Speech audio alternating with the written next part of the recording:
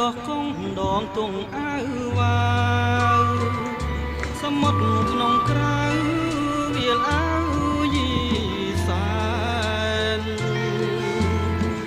ខ្ញុំអ្នកនេសាទជីវិតបត់បានរស់នៅផ្ញើប្រានលើផ្ទៃជលសា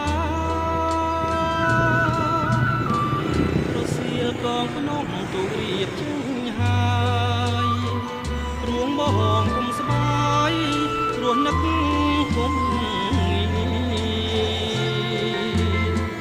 បងស្រឡាញ់ណាស់បដូរស្លាប់នឹងគ្នា